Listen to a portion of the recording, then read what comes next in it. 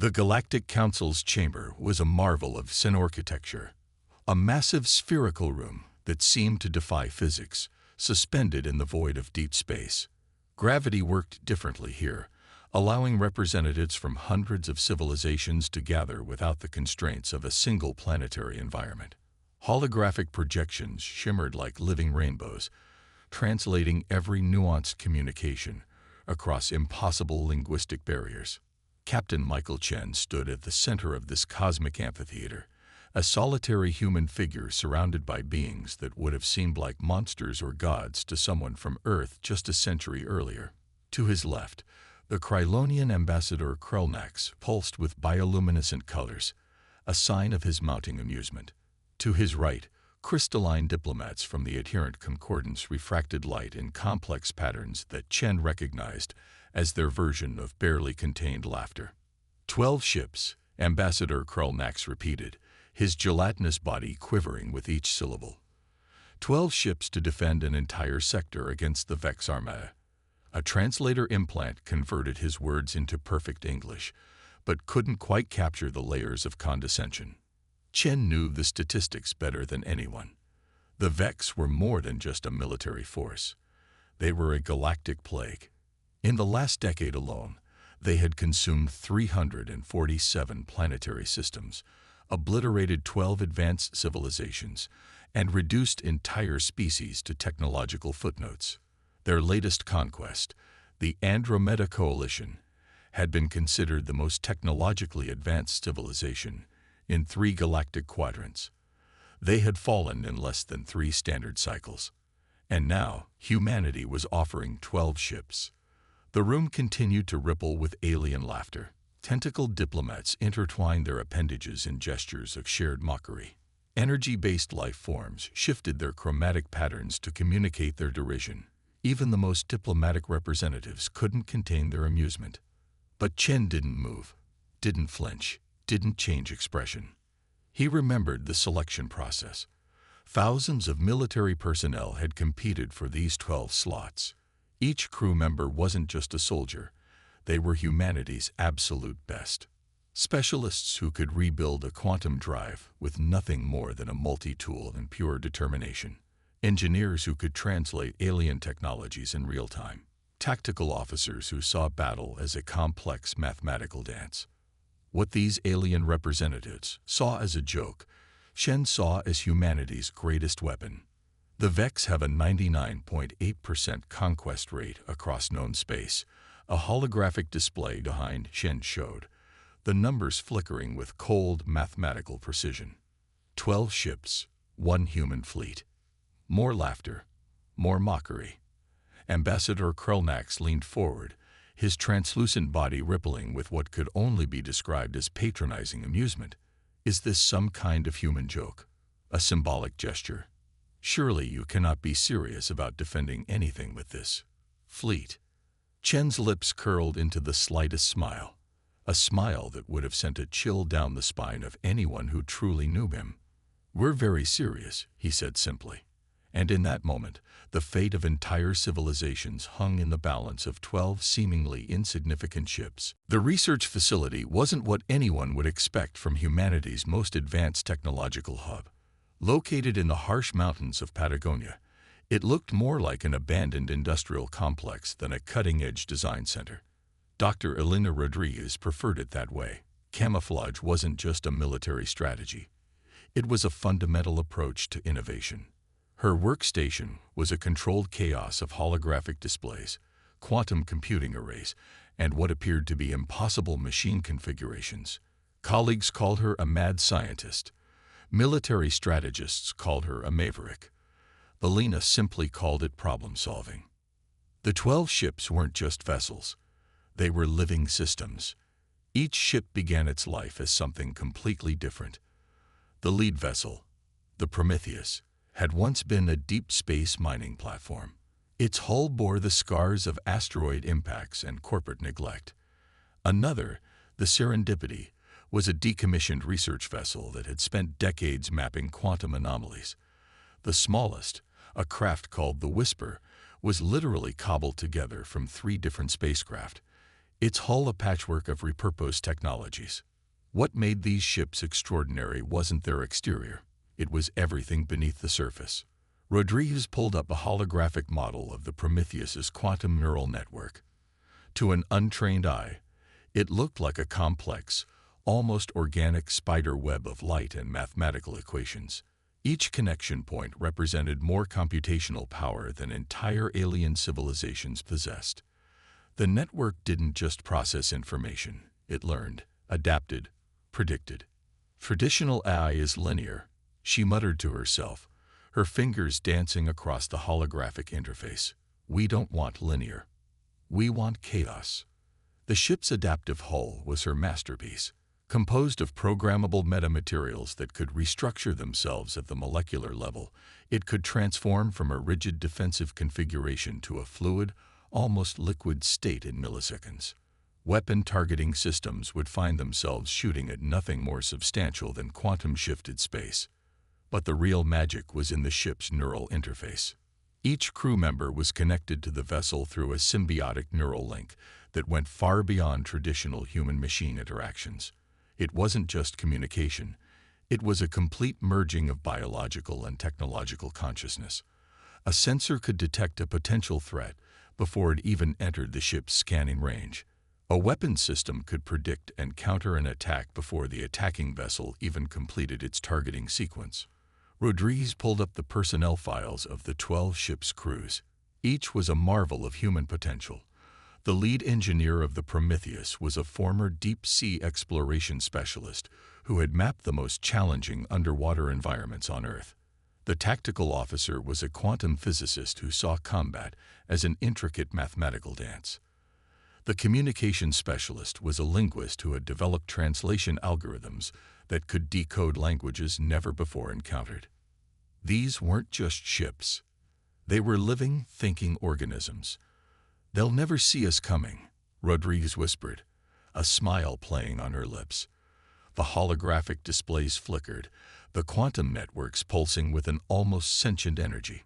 The impossible was about to become very, very possible. The moment the Vex Armada emerged from subspace, reality itself seemed to shudder. Thousands of ships materialized, each a nightmare of biomechanical engineering that defied conventional understanding of spacecraft design. They weren't just vessels. They were living weapons, organic machines that pulsed with a collective consciousness so alien it made human minds ache to comprehend it. The Centauri sector defense grid went silent in the first millisecond of engagement.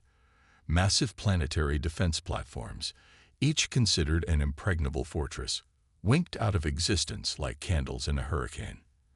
Entire orbital stations, the product of decades of galactic engineering, became nothing more than expanding clouds of superheated debris. Aboard the Prometheus, Captain Michael Chen stood motionless, his neural interface crackling with a web of quantum-enhanced perceptions. Around him, the bridge crew moved with an almost supernatural synchronization. No verbal commands were needed.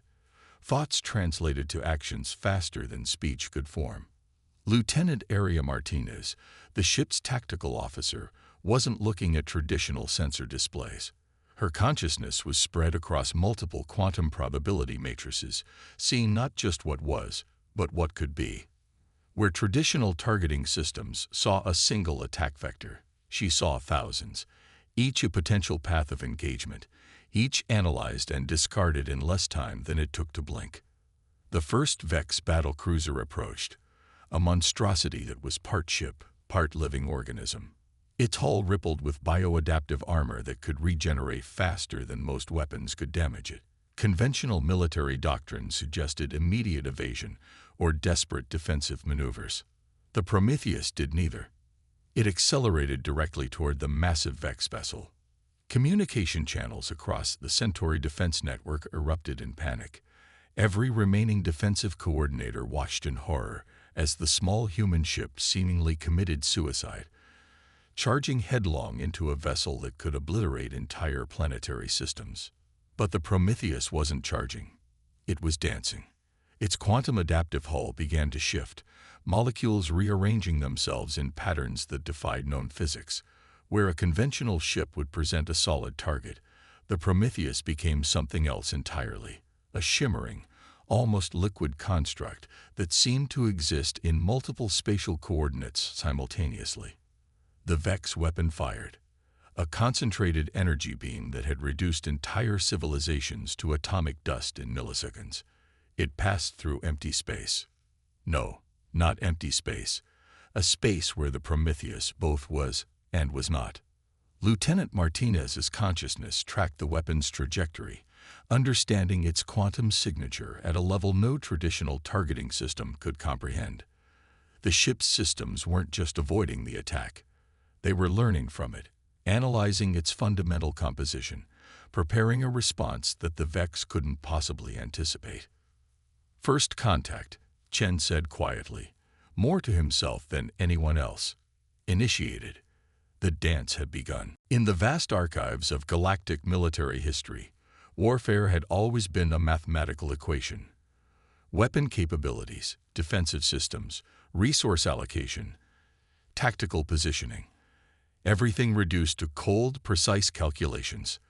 The Vex had perfected this approach to an art form, their collective consciousness processing billions of potential scenarios with inhuman precision. They had never encountered a variable called human unpredictability. Captain Michael Chen's background was a testament to that unpredictability. His service record read like an impossible biography. Emergency response coordinator in the most challenging urban disaster zones. Deep-sea research specialist who had mapped uncharted oceanic environments. Theoretical systems analyst who had written groundbreaking papers on complex adaptive systems in nature. He didn't see his ships as weapons. He saw them as living organisms. Each crew member was carefully selected not just for their technical expertise, but for their capacity to think beyond conventional boundaries. Take Lieutenant Aria Martins. Her tactical brilliance came from an unlikely combination of quantum physics and professional dance. Her understanding of movement, rhythm, and spatial dynamics translated into battle strategies that defied traditional military logic. Chief Engineer Sarah Nakamura had spent years studying coral reef ecosystems before joining the space fleet. Her approach to ship systems mirrored how coral reefs adapt and respond to environmental changes. Decentralized, adaptive, almost impossibly resilient. The communication specialist, Dr. Marcus Adebayo, was a linguist who had developed translation algorithms for languages that didn't even use sound or visual symbols. His understanding of communication went far beyond words. It was about fundamental patterns of information exchange. During the initial engagement, the human fleet didn't just fight. They communicated. Not through traditional communication channels, but through a complex language of quantum signatures, adaptive system responses, and near-instantaneous tactical exchanges that were more like a living conversation than a military engagement. When a Vex weapon system targeted the Serendipity, the ship didn't just dodge. It responded with a quantum echo that carried the computational equivalent of a complex mathematical proof. A response so unexpected that the Vex targeting system momentarily froze, unable to process the input. The Whisper, the smallest ship in the fleet, used its most unconventional weapon, complete and total information transparency. It began broadcasting every detail of its systems, its position, its capabilities, but in such a complex, multi-layered format that the Vex's analytical systems became hopelessly entangled trying to process the information. War isn't about destruction, Chen had told his crew during their final briefing. It's about communication, about finding the weakness in a system's fundamental understanding of reality. The Vex understood linear progression, cause and effect, predictable responses. Humanity specialized in breaking those rules. As the battle continued, the 12 ships moved less like a traditional fleet and more like a living, breathing ecosystem, each vessel anticipating, responding, communicating in ways that defied every known principle of naval engagement. The human variable was about to rewrite the rules of warfare. Dr. Elena Rodriguez's laboratory had never been about creating weapons. It was about understanding possibility. The quantum communication system, she had developed wasn't just a technological breakthrough. It was a fundamental reimagining of how information could exist. Most civilizations saw communication as a linear process: sender, message, receiver. Rodriguez saw it as a living, breathing ecosystem of potential. Each ship's neural network was a marvel that defied conventional understanding. Traditional AI was a series of programmed responses, a complex but ultimately predictable system. Rodriguez's creation was something entirely different: a living, evolving consciousness that didn't just process information, but understood it. When a Vex digital assault began, most military systems would attempt to block or counter the attack. The human ships did something entirely unexpected. They listened. The Prometheus's quantum neural network began to map the Vex's communication signature at a molecular level. It wasn't just analyzing the attack, it was learning its fundamental language. Where most systems saw a threat, Rodriguez's creation saw a conversation. Lines of code became living entities. Digital defenses transformed into adaptive membranes that could absorb, understand, and ultimately neutralize incoming threats. A Vex hacking attempt that would have instantaneously destroyed most computer systems found itself trapped in a labyrinth of constantly shifting quantum algorithms. Chief Engineer Sarah Nakamura had once described the system to Rodriguez as digital Aikido, a method of using an attacker's own energy against itself. Instead of resisting the Vex's technological assault, the ships would absorb it, analyze it, and then redirect its fundamental essence. The breakthrough came from an unlikely source.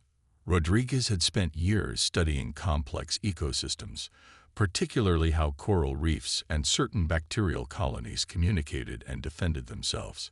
Nature, she believed, was the most advanced system designer in the universe.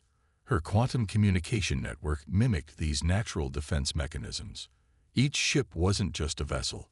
It was a living organism with its own immune system, capable of identifying, understanding, and neutralizing threats at a level far beyond traditional technological approaches. During one critical moment of the battle, the Serendipity encountered a Vex computational assault that would have instantaneously destroyed any known computer system. Instead, the ship's neural network began to sing. Not literally, of course, but the quantum signature it produced was so complex, so beautifully intricate, that the Vex's computational systems simply stopped. It was like watching a predator become mesmerized by an unexpected pattern of light and sound. Information is alive. Rodriguez would often say, "It's not just something we send. It's something that lives, breathes, and evolves." The Vex had conquered hundreds of civilizations by understanding technology as a tool of domination. Humanity was showing them that technology could be something far more profound, a living, adaptive form of communication. As the battle continued, each ship became less of a machine and more of a living entity, thinking, learning, evolving faster than any computational system could possibly predict. The technological singularity wasn't something humanity was approaching. They were living it. The Vex had conquered civilizations by understanding one fundamental principle: fear. They broke their enemies not through pure technological superiority, but by systematically dismantling hope. Every civilization they encountered was first psychologically neutralized, their will to resist crushed before the first weapon was fired. They had never encountered humanity. Aboard the Whisper, communications specialist Dr. Marcus A. DeVayo began broadcasting. Not tactical communications, not defensive protocols, something entirely different. At first, the Vex computational systems couldn't process what was happening. Interspersed between quantum-encrypted defensive signals were fragments of human culture so bizarre, so incomprehensible, that their analytical systems momentarily stuttered. A jazz saxophone solo from a 1950s recording, the complete works of Argentine poet George Luis Borges, translated into 17 different alien languages. Mathematical proofs that demonstrated beauty as much as scientific precision. A recording of children laughing. The detailed genetic sequence of a Brazilian rainforest tree. fragments of a mathematical proof that showed the infinite nature of creativity. Each transmission was a weapon more potent than any conventional armament. The Vex understood linear information, predictable patterns, tactical data. They did not understand art. They could not comprehend the concept of joy. Creativity was a fundamental vulnerability in their collective consciousness. Dr. Adebayo had spent years studying communication systems across multiple alien civilizations. He understood something profound. True communication wasn't about sending information. It was about creating a shared moment of understanding. The Prometheus began broadcasting on frequencies that shouldn't technically exist, quantum entanglement channels that carried information beyond traditional electromagnetic spectrums. Where most communication systems sent data, these transmissions sent something more ephemeral: emotional resonance, potential, hope. Tactical analysts watching the engagement couldn't believe their readings. The human ships weren't just defending. They were communicating. But communication wasn't the right word. They were creating a form of cognitive dissonance that the Vex computational systems simply couldn't process. Lieutenant Area Martinez's tactical displays showed something unprecedented. Vex weapon systems were beginning to malfunction, not from direct interference, but from what could only be described as cognitive confusion. Their collective consciousness was encountering something completely outside its programmed understanding. A Vex battlecruiser suddenly redirected its primary weapon based on what appeared to be a complex mathematical proof about the nature of improvisation in musical composition. Another vessel's defensive systems momentarily deactivated while processing a fragment of a poem about the infinite nature of human potential. Captain Chen watched the displays with a calm that bordered on meditative. This wasn't just warfare. This was a fundamental challenge to the Vex's entire understanding of existence. "We're not just fighting," he murmured to his crew. "We're teaching." The psychological warfare had begun, and humanity's weapon was something the Vex could never understand: the infinite, unpredictable nature of human creativity. The moment of transformation happened so quickly that most galactic historians would spend decades trying to understand it. Ambassador Krelnax of the Krylonian Empire watched the battle records with a sense of growing disbelief. The 12 human ships, those vessels he had mocked mere cycles ago, had not just defended the Centauri sector. They had fundamentally altered the nature of galactic conflict. Across communication networks that spanned thousands of light years, word spread like a quantum wildfire. The Vex, the unconquerable plague that had systematically dismantled entire civilizations, were in full retreat. Not just damaged, not just wounded, but fundamentally changed. The Galactic Council's emergency session descended into chaos. Representatives from over 217 different species tried to comprehend what they were witnessing. The adherent concordance's crystalline diplomats refracted light in patterns of pure confusion. The silicon-based life forms of the Serene Communion began to vibrate at frequencies that suggested total existential shock. Captain Michael Chen stood before them, his report as remarkable for what it didn't say as for what it did. The Vex encountered a computational paradigm they couldn't process. He explained, his voice calm and matter-of-fact. Our defensive strategy was not about destruction. It was about communication. Dr. Elena Rodriguez's scientific report was even more cryptic. Pages of mathematical proofs, quantum mechanical analyses, and what appeared to be fragments of poetry and musical notation. Traditional military analysts found it incomprehensible. The most advanced xenotechnological researchers saw something else entirely, a completely new approach to conflict resolution. The implications were staggering. Every civilization that had encountered the Vex had tried to fight them with conventional weapons, massive energy cannons, quantum disruptors, entire planetary defense systems. Each had failed. The Vex absorbed technological attacks like water, their collective consciousness adapting faster than any weapon could target them. Humanity had done something entirely different. They had challenged the Vex at the fundamental level of their existence, their understanding of information, communication, and consciousness. We didn't defeat them. Chen would later explain in diplomatic circles. We showed them something they had never encountered. The possibility of another way of existing. The 12 ships of the human fleet became more than a military unit. They became a symbol, a testament to the idea that conflict was not about destruction, but about understanding. Ambassador Krolnax, who had once laughed at humanity's contribution, now found himself explaining to the Galactic Council how 12 ships had accomplished what thousands could not. How a species previously considered a minor footnote in galactic history had fundamentally reshaped the understanding of warfare, communication, and potential.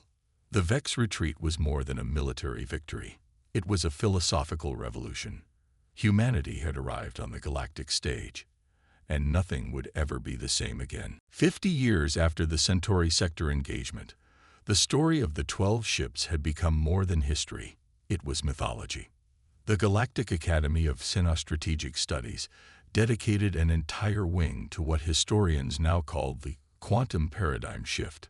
Students from 347 different civilizations studied every millisecond of the engagement, trying to understand how 12 seemingly insignificant ships had fundamentally transformed galactic warfare and communication. Captain Michael Chen, now Admiral Emeritus, spent his days lecturing at the Interstellar Diplomatic University. His hair had long since turned silver, but the spark in his eyes remained unchanged. Each lecture hall was packed, not just with military strategists, but with philosophers, artists, scientists, and diplomats from across the known universe. Conflict is a conversation, he would tell his students, not a monologue of destruction. Dr. Elena Rodriguez had transformed the original research facility in Patagonia into the most advanced technological research center in human space. What had once been a hidden mountain complex was now a beacon of innovation that attracted the most brilliant minds from multiple civilizations. The original 12 ships were preserved, not as museum pieces, but as active research platforms. Each vessel had been carefully maintained, its quantum neural networks continuously studied and celebrated. They were living artifacts, constantly teaching new generations about the power of adaptive thinking. Lieutenant Aria Martinez, now leading the Quantum Adaptive Systems Research Division, continued to push the boundaries of what was possible. Her team had developed communication technologies that could bridge seemingly impossible gaps, not just between different species, but between entirely different forms of consciousness. Most remarkably, the engagement had fundamentally changed how civilizations approached conflict. The Vex, once considered an unstoppable force of galactic conquest, had been transformed. Their collective consciousness, confronted with the human approach, had begun to evolve. They were no longer a conquering force, but a civilization learning to communicate. The 12 ships had become a symbol of something far greater than military victory. They represented a new way of understanding existence, a philosophy that saw potential where others saw limitation, communication where others saw conflict. During a commemorative ceremony, Dr. Marcus Adebayo, now leading the Interstellar Cultural Exchange Program, unveiled a monument. It wasn't a traditional war memorial. Instead, it was a complex quantum sculpture that changed its form based on the emotional state of those observing it. A living, breathing representation of the moment humanity changed everything. We didn't just fight a war, Chen would often say in his lectures. We started a conversation that the universe had never heard before. The 12 ships were gone, but their legacy continued to ripple across the galaxy, a testament to the most powerful force in the universe, the ability to see beyond what is and imagine what could be. Humanity had arrived, and the universe would never be the same.